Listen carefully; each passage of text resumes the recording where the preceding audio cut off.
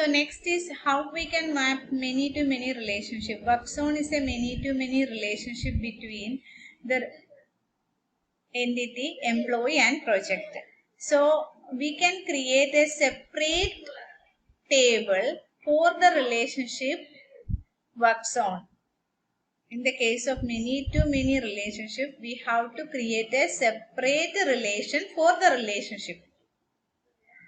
So we can make new relationship works on with attributes employee SSN.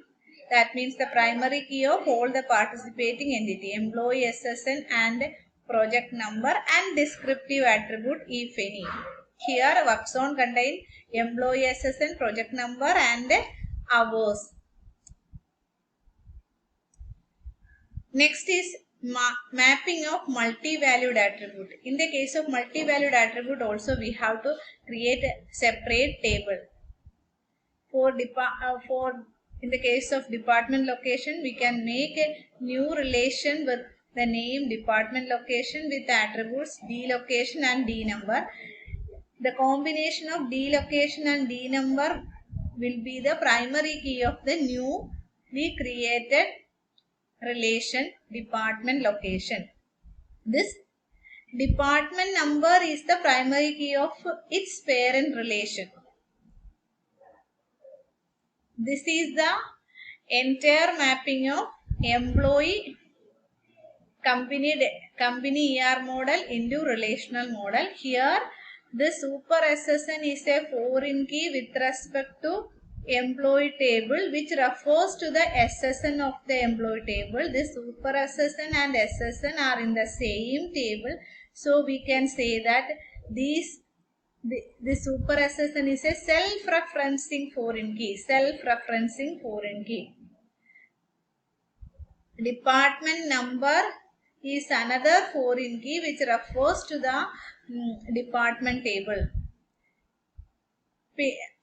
Work zone in work zone project number is a foreign key with respect to project.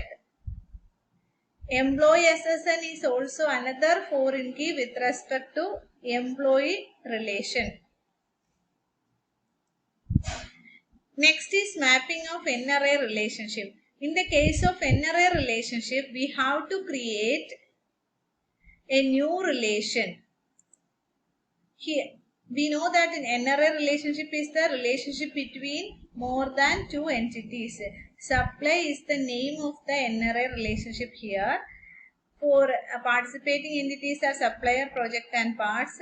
In this case, we have to create one relation for supplier, one relation for project, one relation for part and one relation for supply also. In supply, we can add all the descriptive attribute here quantity.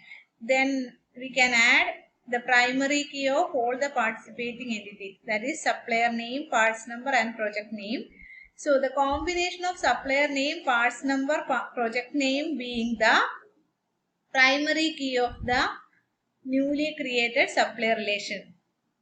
So now we can summarize this ER model to relational model mapping. In case of ER model, all the strong entities are mapped to a new relation with all the simple attributes. We can make any one of the key attribute as primary key of the newly created tables.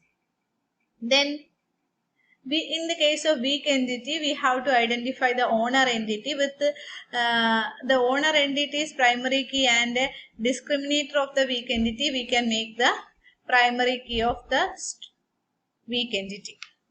So weak entity's primary key will be the combination of partial key, that is the discriminator of the weak entity, as well as the primary key of the owner entity. So next, mapping of relationship. In the case of 1:1 and 1:many, we need not create a separate relation, but in the case of many-to-many relationship, we need to create a separate relation. In the case of 1-to-many or many-to-many, we can put the primary key attributes of one side entity or the primary key attribute of the partial side entity is put into many side entity or having or entity having partial total participation. Entity having total participation. In the case of multi-valued attribute and in the case of NRA relationship, we have to create a separate relationship. Thank you.